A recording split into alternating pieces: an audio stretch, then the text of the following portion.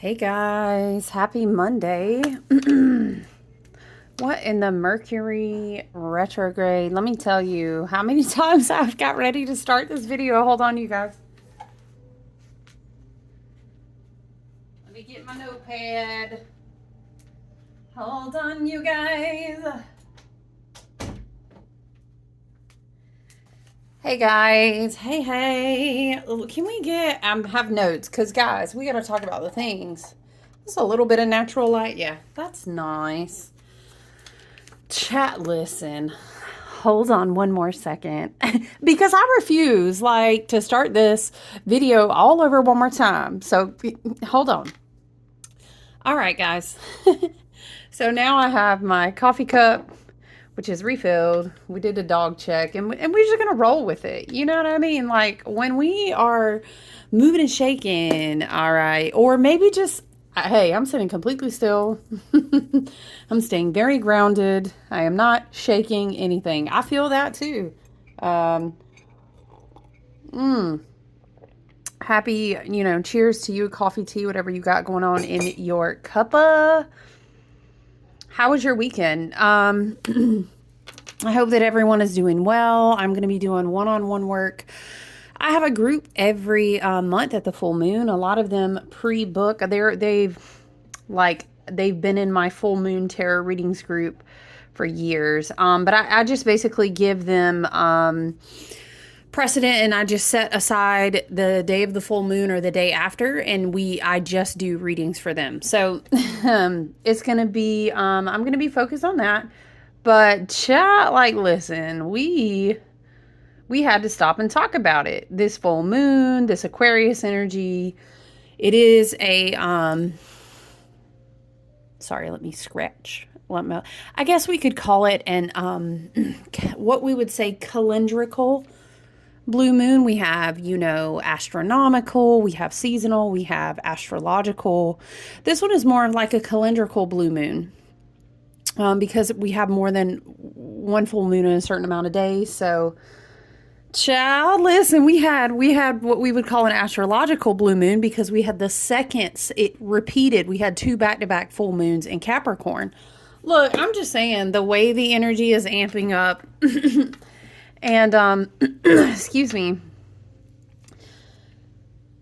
it is quite something else. And you know what? I'll tell you what. We're going to talk about, I think it's really important to understand, when did this full moon go exact?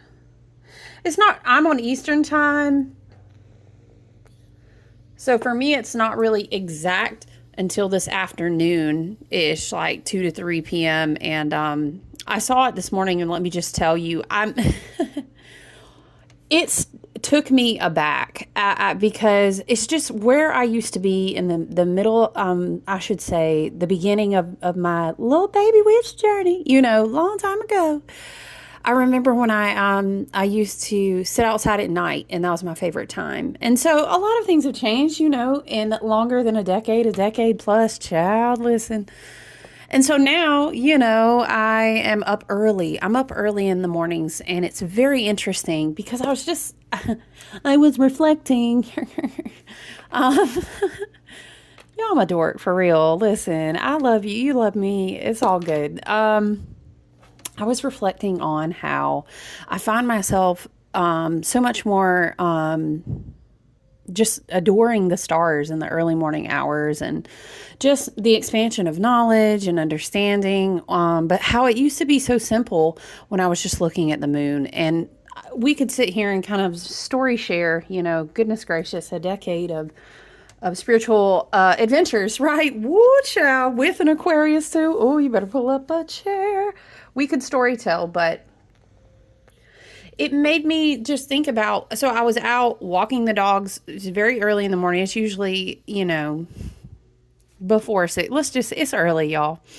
And I was not even, it's the craziest thing because I wasn't even, I understand the moon so differently now, but back then it was just so simple, which has its own beauty. But, I could now, I'll have to do a journaling for myself, you guys. I could just note happenings around super full moons that were in Aquarius. Chat, listen, I could have a book. Maybe I could write a book, Wild Wander Alchemy's Journey with the Aquarius Moon. Listen, we could Netflix it. You would watch it.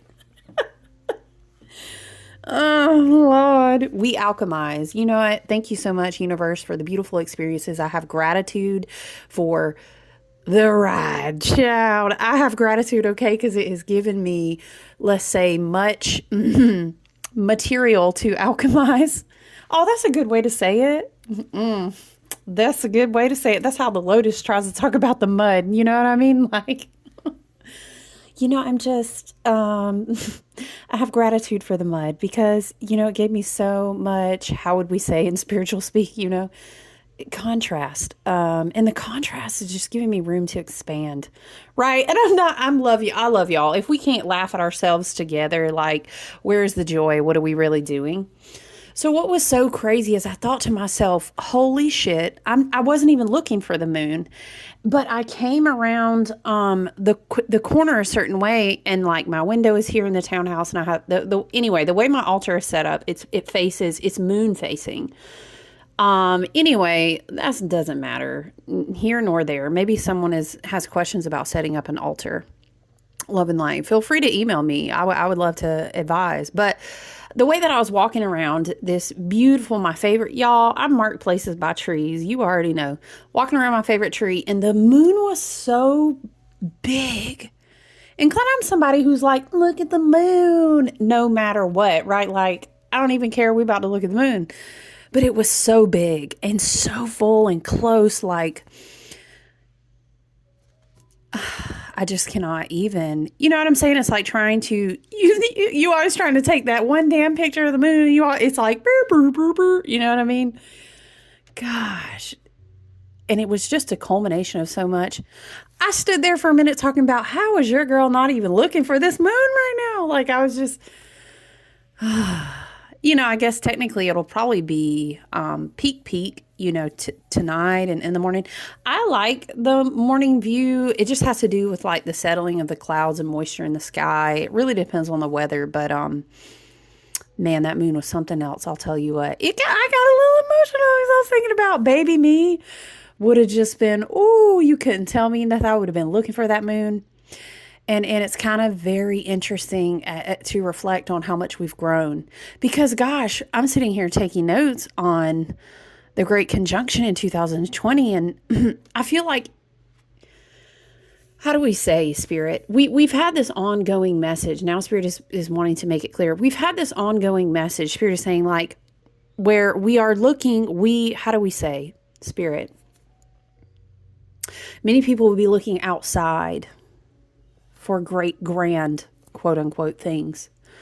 But the movement is within. And so we kind of talked about dragons and being quiet when things should be loud, and how to reinterpret Leo energy, how to reinterpret, because we had the 8/8 portal, we've had the year of the dragons. You could say dragon/lions, the year of light, the year of starseed, the year of the regal Egyptian, Sirius Stargate, grand central suns. This is all the themes of this energy.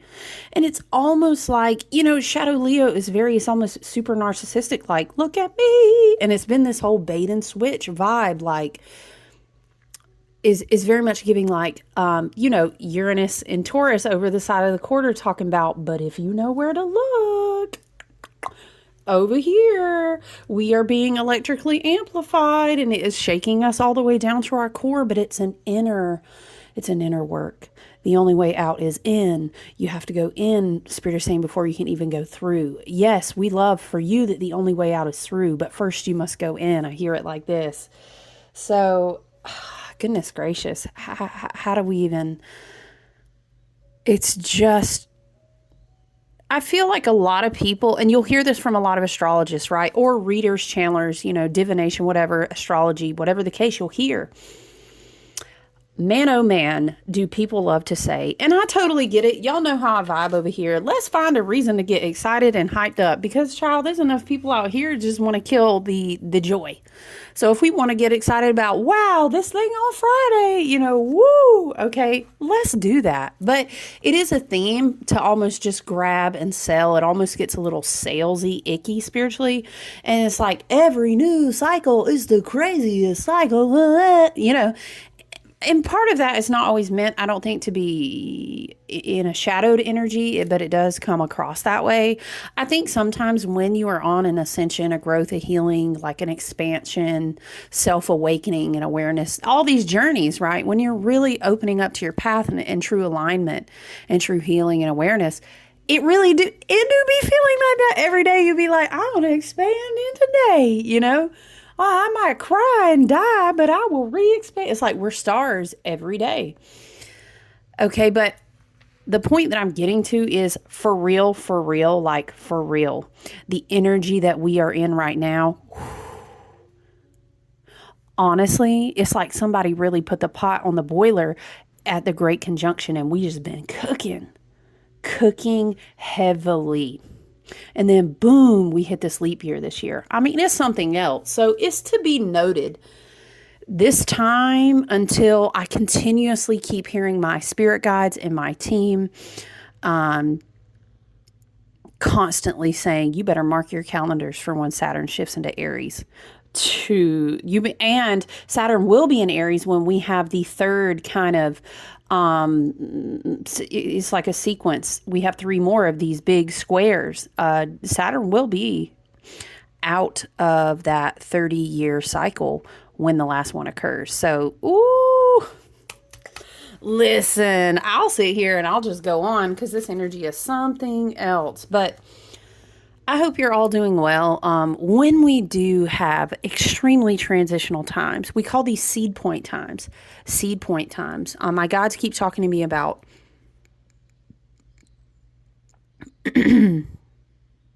let's just say, how do we say in a bridge version? Molecular cellular level goings on, okay? Because the light has gone all the way down to that level, all the way down to that piece of singularity in the DNA. I hear it like this. So I'm kind of immersed in other things studying, but goodness gracious, the energy is just something else. And it's a big seed point. It's a seed point, especially for Pluto and Aquarius and the whole age of Aquarius energy. And I tell you, I guarantee you, if you've not taken time to do it yet, I really encourage you, if you resonate, go back to the ending of the year. Even in Spirit wants to say the beginning of death season. If you understand the wheel of the year, that would be kind of like Samhain, like ending October, moving into Day of the Dead, all this October, November, carrying out into December, this whole time frame when we were getting into this great conjunction energy. Huge. I heard huge. I'm not. Because it's all been preparatory seed point work leading us up to this huge leap. And I'm not going to go back into there. In other videos Spirit has channeled, we've talked about messages of like this whole idea of the slingshot off the wheel card in the tarot, and how, whoa, it's like we're slingshotting, and that's a big Saturn closing out so many cycles. Remember, we've talked about doors slamming, standing in the middle of a wooded forest, and all the pathways just being like, I'm seeing like, and you blow the hand with dust, and now it's like there's new doors. I hear it. But we are on a whole different tier. I was telling one of my friends, and this was in some one-on-one work with her, but I mentioned to her that it had even been coming up before then as this whole, we need to read into it, but it's this Jacob's Ladder concept. And I think it has to do with climbing the rungs in like an ascension way. But interesting to put a pin note in. Look, let's get into, so that we can also talk about, are we going to need to do the full moon in a separate video? We'll see. We'll see what wants to come through. But you guys, we are definitely, today is August 16th, and we are talking about the super blue full moon, which definitely is squaring up with a lot of Uranus energy. It's extremely powerful. There's a lot of, it's like a lot of sooner. That's solar and lunar put together. No, there's a lot of lunar. There's a lot of solar. There's a lot of, whether you say galactic or star, there's a lot of gateways. Remember, that's so interesting because we've been channeling a lot of the Stargate portal in your heart chakra. And this Leo energy ruling the whole year with the strength card, the number 8. Well, it's a polarity too, because you know the polarity of Leo is Aquarius, which is the 17th card. So that also reduces the 8 energy. But we've got a very interesting energy dynamic. And it's kind of like we're harvesting the culmination of that in this full moon right now. Like, that's how big it is. And remember, we started this as a leap year, but we also started this with that big total solar eclipse with all that Aries energy. Like, it's huge. Okay, I'm gonna stop. But yeah, you know, just to reiterate, let's see, what was it we had? How did it go? A seasonal blue moon, and then we had the astrological blue moon. It's a lot of blue moons, so it's a huge lunar cycle pocket on top of already, once again, being a huge stellar, you know, galactic gateway. I mean, wow. And then, of course, the tight, super tight square to Uranus in Taurus. It's like, what did I read? 3 or 4 minutes? And you know, Uranus rules Aquarius. And so it's, I don't know. It's kind of like a very Uranian, very, I mean, I want to say expect the unexpected, but I feel like people tend to get very gloomy and doomy when we say that. But I would rather side more to just, you know, nothing is guaranteed but change. And so if we are always, you know, rooted with an open heart space and we're walking in our alignment and we understand our truth, we can just be flexible. You know what I mean? If anything, Aquarius energy will teach you is the form of detachment.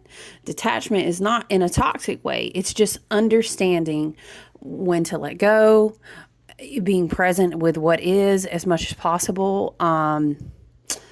You know, it's a good thing, but it's a tough skill to master. So, especially with all this, like, I mean, let me tell you, this very Uranian energy, look, I'm talking about, we're going to go into Saturn, Jupiter square, but now Spirit is just wanting to flow into talking about the full moon because I'm glancing at the chart that's over here beside me.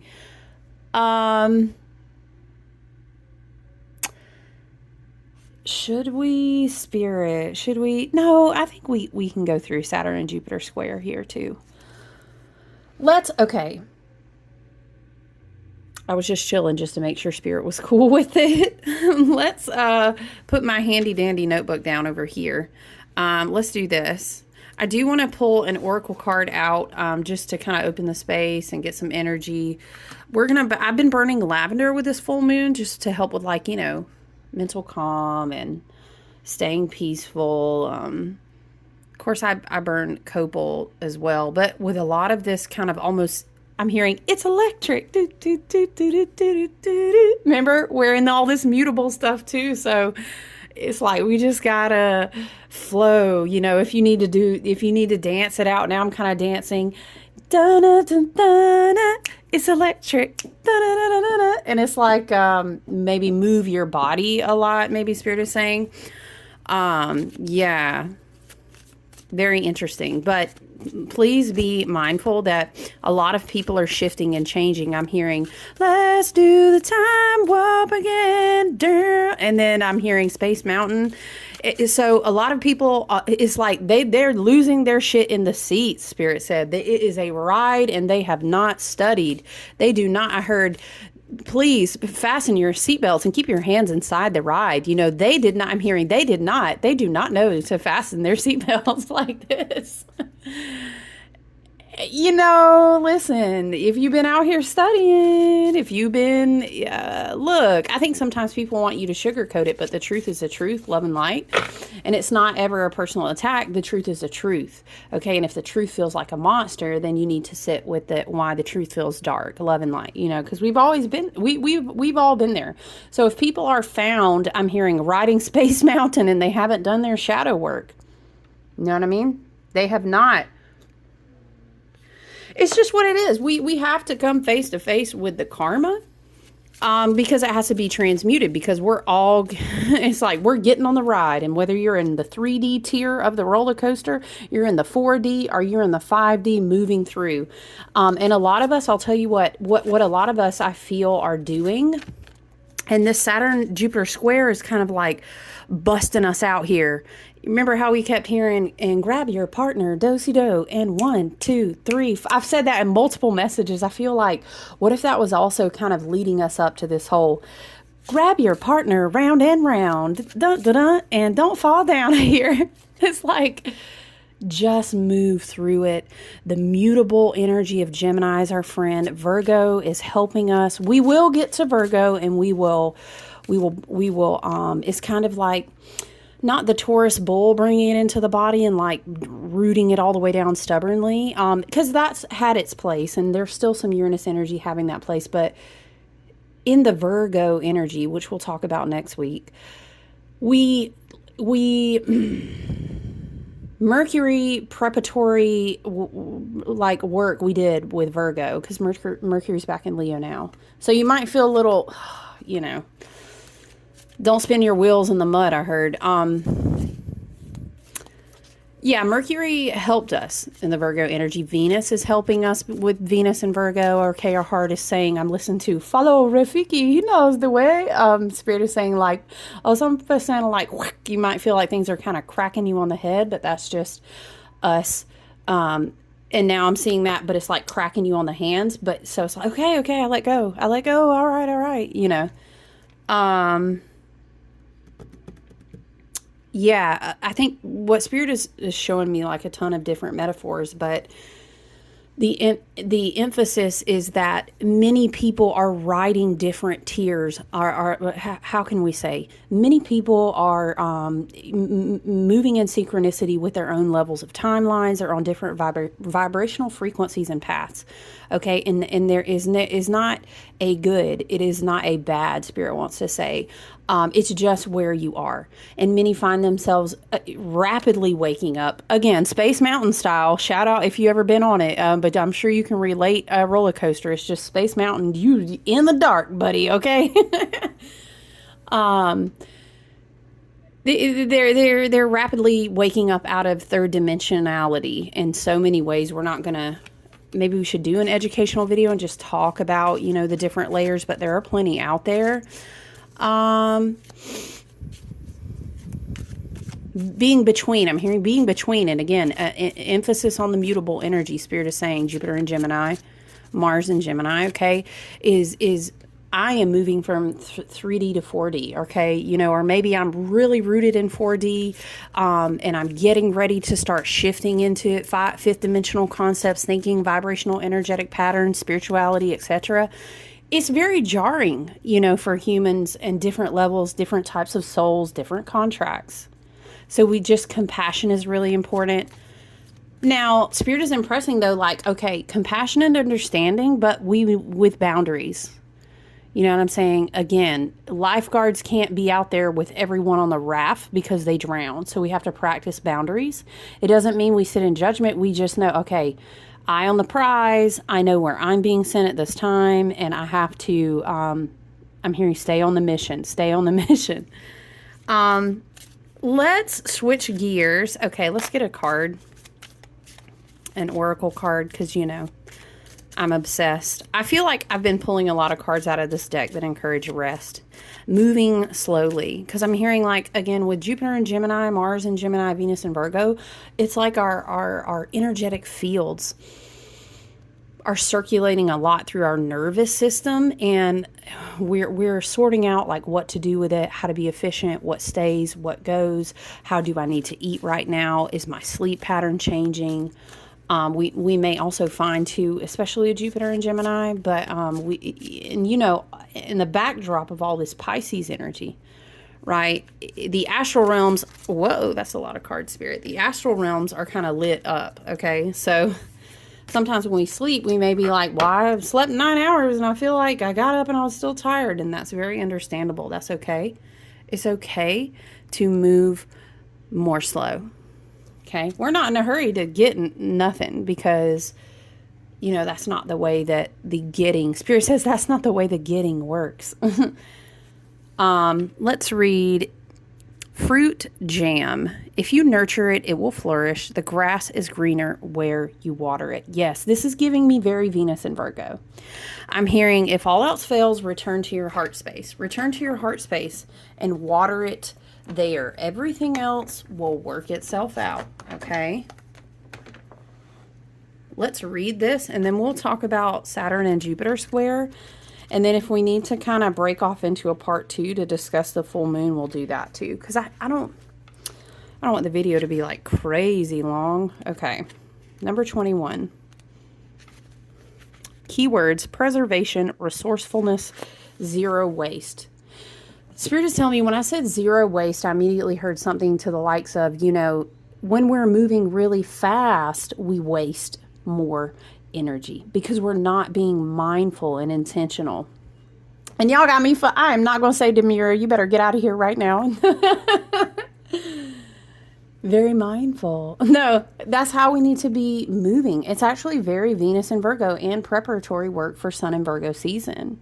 Okay, because it helps us be efficient. We are getting, Spirit says such a harvest, all the way down to the molecular, like the DNA level though. We always think of things in money, but that's the last way that we see that physical manifestation of an energetic upgrade. So we need to have our vessels, our bodies, our homes, our alignment of our energy, calling our energy back is kind of like making sure we clean, we right, we tight, we organize, we efficient, right? You imagine you about to be blessed, or you are in the midst of receiving your beautiful inheritance and no one's received it in X amount of generations and you are the one and you're getting it. I mean, wouldn't you get your house in order? Because how are you going to handle the level of blessing like that? So slowing down to be more efficient. And I'm hearing really what is really important to be doing right now. Be very picky and selective with your energy for sure. Okay. That way you can have that full-hearted Leo energy, that full-hearted, I'm very present, but I'm also being very efficient. I'm paying attention to the details. You get what I'm saying? It's a mindfulness. Okay, fruit jam, preservation, resourcefulness, zero waste. If you nurture it, it will flourish. The grass is greener where you water it. I heard, if we build it, they will come. Okay, but now Spirit is showing me the mitochondria again. What is with that? If we build it, they will come. It's like something spiritually happening inside the cells. Ooh, I don't know. Listen, I'm in the midst of deeply studying. So I don't want to speak out of pocket, but let's read. People the world over look forward to fresh fruit erupting in the summertime. The sweetness of berries, the sharp. I just had some blueberries that someone grew locally. Oh gosh, don't get me started on some blueberries now. They were delicious. The sweetness of berries, the sharpness of citrus, and the unique flavors of tropical fruits are a delight to the senses. But sadly, fruit doesn't last very long on its own, right? Spirit gives you a big old basket of fruit. What you got to be ready. You got to have your house in order so that you know how to can, so that you know how to do X, Y, and Z, so that you can fill up your wonderful storehouse, right? Okay. Sadly, fruit doesn't last very long on its own, which forced our ancestors to find resourceful ways to preserve the summer's bounty. We need to be good at preserving. Spirit is kind of winking at me like that's a warning. Pluto and Aquarius is not going to play around. Okay. You too, my darling, are being guided to make use with what you have. Very Uranus and Taurus. Very mindful. No, I'm just kidding, y'all. I can't. Um, you too, my darling, are being guided to make use with what you have and find clever ways to extend the life of your current resources. That is very much. We worked with a lot of axis points that had Taurus energy last year, and then of course Jupiter was in Taurus.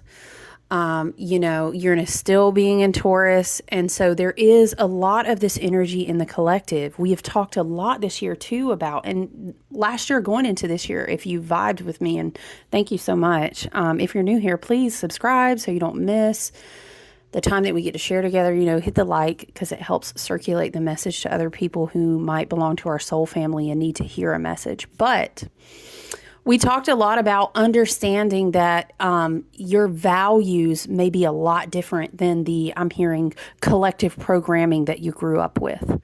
The earth is not going to let you do without.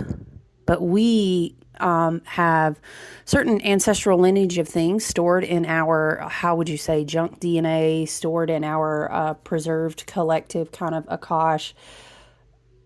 Let's just get better at some skills. You know what I'm saying? Do you have friends who have eggs that you get eggs from?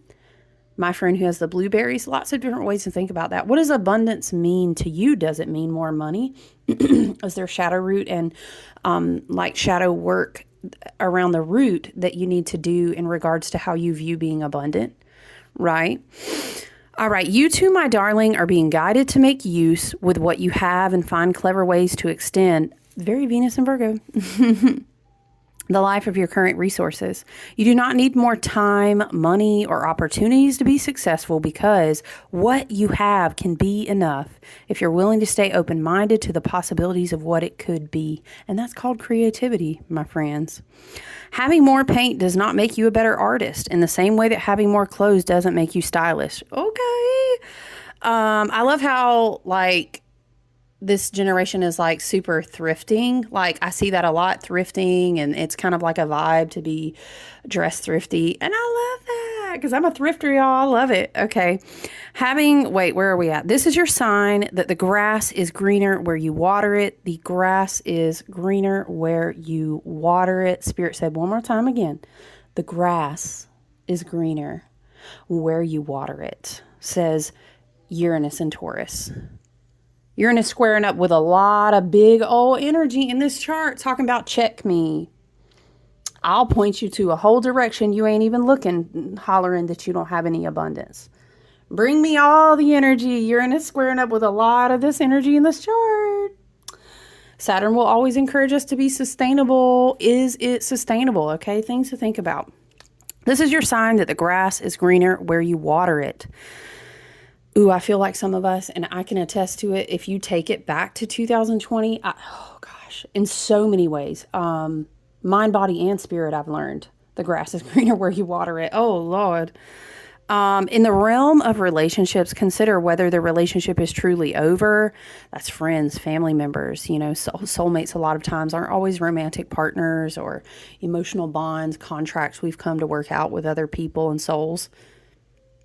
So are you maybe evaluating, how can you bring fresh energy to a relationship? If you're looking for love, this card can be a sign to reconnect with a past lover. That's not, listen, if you ask, look, I don't want to speak for everybody because I'm not in your chart. I was looking at the astrology and I would say, I don't know about that last one, but that's just me, Tread carefully. All right. So let's talk about it. Saturn and Jupiter square. Okay, what I want you to do, there's dates that are important. And if you feel resonant with it, I want you to reflect on those and maybe make note of those. Like if you do a journal or like you have, a lunar cycle, whatever journal. So taking it back to 12/21 in 2020, that was the solstice, right? And it was the whole great conjunction. I remember I drove out to where I could, be under the stars and see it and everything. And I was really just getting into classes and deeper study. I remember this so crazy because I was super excited really for the first time because I knew where to look and stuff. Was so funny. I remember vividly. Wow. That night. So that was the great conjunction, winter solstice, 12/21 of 2020. Okay. Now, what is very interesting is that everything that was going on in the collective in the year 2020, it was a 4 year, and it was like you got sat down in a simmering pot of your home life and your families. And what did you call them? The cluster, your cell group, your cluster groups.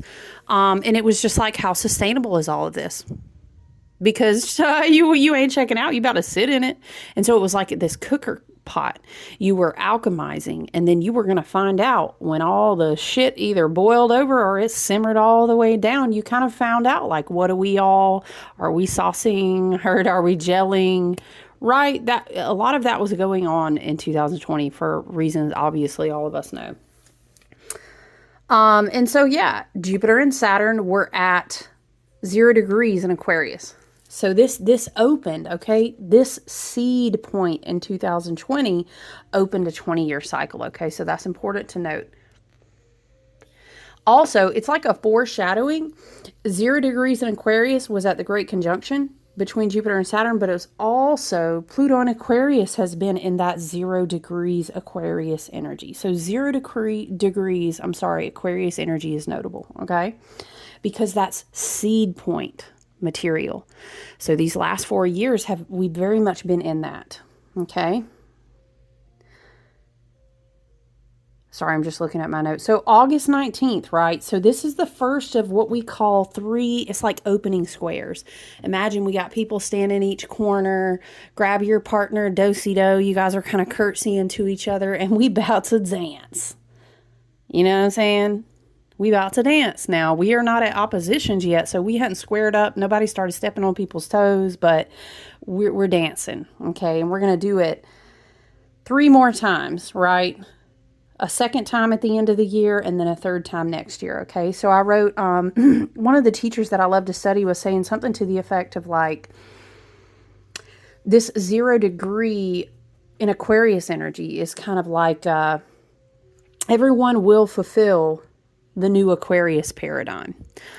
And if you've been rolling with me for a minute, even when I only used to do one-on-one work, I'll always tell people Aquarius wants to, and I have an Aquarius stellium, I got a whole bunch of Aquarius energy, including sun and moon. And Aquarius energy wants to see you be the best of yourself, but you have to evolve to do that. Aquarius would be the one to pick you up and be like, girl, you getting in the back of the car with me and we about to ride or die, and we can dance and have a great time while we grow and get stronger together, or your knees going to get a little bloody, child. Either way, we evolving. What is that? This is going to hurt me more than it's going to hurt you. This is what I want. If you think about it, Saturn was the traditional ruler of Aquarius. And not Uranus. And so you can kind of get the vibe there. Aquarius is like, it's for the greater good of the collective, okay? Aquarius is looking at you and usually seeing, it's almost like Aquarius archetypal energy will like speak to your higher self when they see you. Yeah, you're right. There is some shadow on the shadow side in an unhealthy, unaware way that can become idealism. And it's not, we don't love people through idealism, but I'm not talking about relationship readings here. I'm just talking about how we're doing our work with ourselves. So this Aquarius energy, how do I fit into the Aquarius paradigm? Well, you've been getting seed points for like 4 years now. And then that takes me back to the mitochondria again. And remember how I was making this comment that I was looking at a picture of it and it looked like red ribbon. And we kept talking about this message in another video about the red cord. We even had this emphasis, and I dropped these in my August shop drop. I did all this cord cutting, all of this, like the red cord, the red ribbon, all of this was coming up in the collective. So that's interesting. There have been seed points and they are like tied together with these cords. Very interesting. We're all in transition right now, and y'all know you hate to hear it. But Aquarius, we love to be teachers. A lot of air signs are great at that, but we'll tell you, look, you being tested. Oh, I hate that. I hate that vernacular. I hate that. Well, you being tested anyway. It's because the idea is that the soul is going to keep growing. So when we feel like we're not being tested and it's almost like you don't want to be stagnant, especially not in the age of Aquarius. So if you feel like you're getting tested, I love you, you know, Abraham Hicks, you know, like, I love you so much. It's all a part of the test, and we're all feeling the crunch, okay? I will tell you this in reference to the Saturn and Jupiter squares, okay? We're going to have our second square on December 24th. That will still be that Gemini Pisces axis, right? Jupiter is in Gemini, Saturn still in Pisces. But the third square will occur next year in June. And I think definitely by then we'll have Saturn in Aries and Jupiter in, oh, child. I get nervous talking about Saturn and Aries, but we got this, y'all. We're going to be all right. You know what's interesting too? I was kind of just looking because we were talking what were we talking about? Was it Friday? Yeah, we were talking about Mars square Saturn. And just this whole, you know, what was it? Flag on the play. And, you know, don't be having, what was it? A war of the words. And yeah, we were kind of just talking about this whole, a lot of people are getting gut checks. And, so that energy is still out here in the pot, you know, is simmering over the weekend. And a lot of this will continue to ripple out through Virgo season because this is big, intense energy. But I was noting, I was saying, like, Mars has been moving around Jupiter, Saturn, and Pluto in a very, like, sprinkling catalyst energy.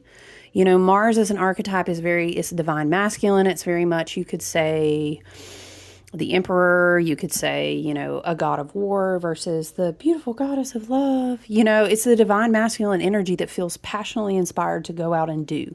You know, I want to take action, you know. And it is, anytime Jupiter is in the mix with that, it can be optimistic. It can be very inspired action. But there's a lot of, like, whoo, child. There's a lot of conflict and tension. And I'm hearing all the world's a stage. There we go, back to that stage reference. If we have not been talking about this damn stage, because you know what? It's just a reminder. I'm hearing, in every season, change. Dun, dun. What is it? Turn? Is it change or turn? Dun, dun, dun, dun, dun, dun. Dun, dun, dun, dun, dun, dun, dun. I'm hearing that. And it's very much like, you know, the only constant is change. You know, I'm hearing up and out, up and out. What is it? We were saying keep moving forward. Isn't that the, Meet the Robinsons, right? I know it's tough because it is always that balance of understanding that it really is all a stage at the end of the day.